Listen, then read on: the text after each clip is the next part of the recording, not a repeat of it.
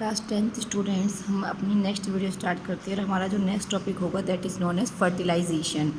Fertilisation का topic हमने पहले भी बहुत बार किया है। इसके अंदर क्या होता है, देखिए बच्चे, जब भी गैमेट्स फॉर्म हो जाते हैं, गैमेट्स फॉर्म हो जाएंगे तो गैमेट्स के फॉर्म होने के बाद क्या होता है, गैमेट्स का फ्यूज़न, गैमेट्स का फ्यूज़न होता है। यानी कि कोई भी टू गैमेट्स बन गए, सपोज दैट ये मेल गैमेट हो गया और ये मेल हो गया और ये फीमेल गैमेट हो गया। दोनों गैमेट्स जब फ्यूज़ होंगे यानी कंबाइन होंगे तो जायगोट बनता है।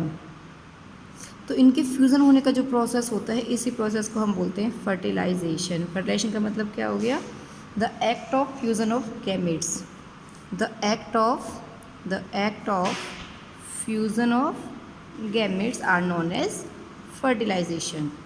तो ये हमारा हो गया। इसके बाद हमें एक इसके टाइप्स करते हैं, types of fertilisation, types of fertilisation. देखो बच्चे, हमने प्लांट्स के अंदर हमने किया है कि जब हमने इस तरीके से स्टिग्मा बनाई थी, इस तरीके से हमने ये दिखाया और पोलन ग्रेन को दिखाया था। तो पोलन ग्रेन कहाँ हुआ था, पिस्टिल के हेल्प से अंदर गया था ओव्यूल के अंदर। तो ये कहाँ पे गया, इसके इनसाइड द बॉडी। अगर गैमेट्स और इनसाइड द बॉडी, यहाँ पे ओव्यूल था और यहाँ पे पोलन ग्रेन पहुँच गया, दोनों का फ्यूज़न हुआ यानी कि फर्टिलाइजेशन हुआ और तब जाके यहाँ पे जायगोट बना था। जायगोट से फिर एम्ब्रियो बना था और एम्ब्रियो से फिर सीड की फॉर्मेशन हुई थी। तो ये स्टेप्स इसके अंदर आए थे। तो ये फर्टिलाइजेशन कहाँ हुई, बॉडी के अंदर, इनसाइड द बॉडी। तो अगर इनसाइड द बॉडी होती है तो उसे हम बोलते हैं इंटरनल फर्टिलाइजेशन, इंटरनल फर्टिलाइजेशन।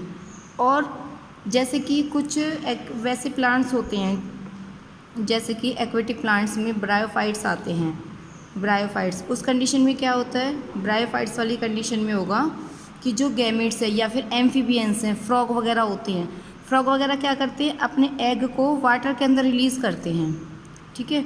और वहीं पे उनका फिर वाटर में ही आउटसाइड द बॉडी उसका फ्यूज़न होता है गैमेट्स का फ्यूज़न होगा और फर्टिलाइजेशन प्रोसेस होगा, तब जाके वहाँ पे भी जायगोट बनता है। तो ये फर्टिलाइजेशन कहाँ हुआ, आउटसाइड द बॉडी। अगर बॉडी के आउटसाइड फर्टिलाइजेशन होता है that is known as external fertilisation, external fertilisation. तो इसके बेस पर ये कितने टाइप्स के हो गए, 2 टाइप्स के। अगर फर्टिलाइजेशन यानी गैमेट्स का जो फ्यूज़न है वो इनसाइड द बॉडी होगा तो उसे हम बोलेंगे इंटरनल फर्टिलाइजेशन, और अगर आउटसाइड द बॉडी होगा तो एक्सटर्नल फर्टिलाइजेशन।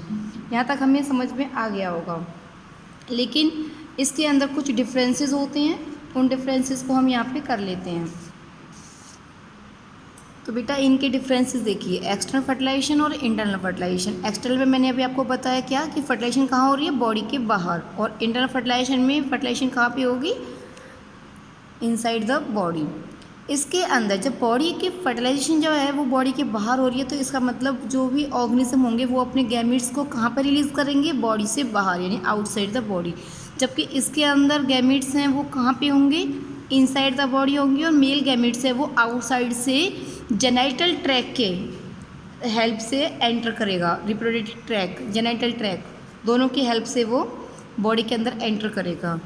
लेकिन इसके अंदर ये नहीं है कि जितने भी गैमेट्स रिलीज़ हुए हैं तो कोई श्योर मेथड नहीं होता कि फर्टिलाइजेशन होगी ही होगी, क्योंकि गैमेट्स कहीं आउटसाइडर एरिया में भी हो सकते हैं। अगर गैमेट्स कंबाइन नहीं होंगे या फिर गैमेट्स हैं वो दूसरे अनदर काइंड गैमेट्स के कांटेक्ट में नहीं आएंगे तो फर्टिलाइजेशन नहीं भी हो सकती है। लेकिन इसमें फर्टिलाइजेशन होने के चांसेस ज़्यादा होते हैं।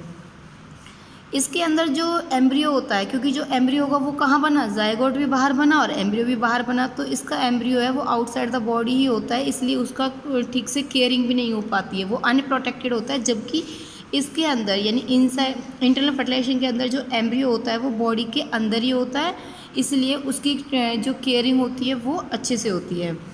इसके अंदर एग्जाम्पल फिशेस, एम्फीबियंस के अंदर जैसे फ्रॉग वगैरह होते हैं, इस तरीके की स्पीसीज आ जाती हैं, जबकि इसके अंदर रेप्टाइल्स, बर्ड्स एंड मैमल्स होंगे। तो ये आपको मेरे हिसाब से समझ में आ गया होगा।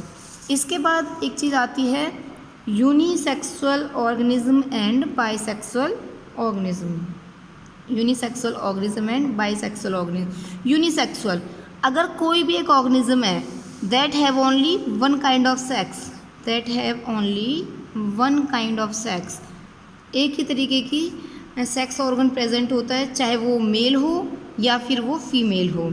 लेकिन जैसे मैंने आपको ये फ्लावर दिखाया था बना के, ये वाला मैंने ऐसे करके एक फ्लावर आपको दिखाया, उस फ्लावर के अंदर हमने इस तरीके से ये वाली स्पीसीज बनाई और इसको हमने दिया नाम फीमेल। और इसके बाद हमने कुछ इस तरीके की स्ट्रक्चर भी बनाई थी जिसको हमने नेम दिया था मेल।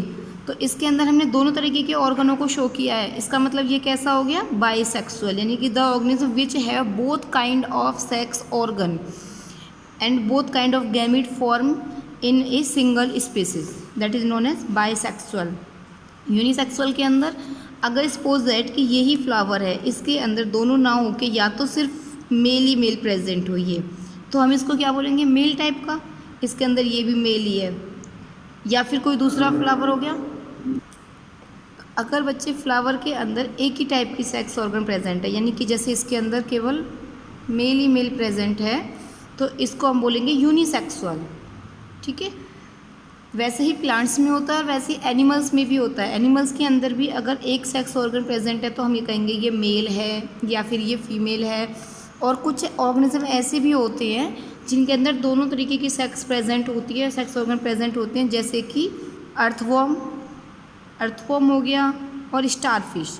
ये इस तरीके के ऑर्गेनिज्म होते हैं जिनके अंदर दोनों तरीके के गैमेट्स हैं, वो दोनों तरीके के गैमेट्स प्रेजेंट होती हैं और दोनों तरीके के ऑर्गन भी प्रेजेंट होते हैं।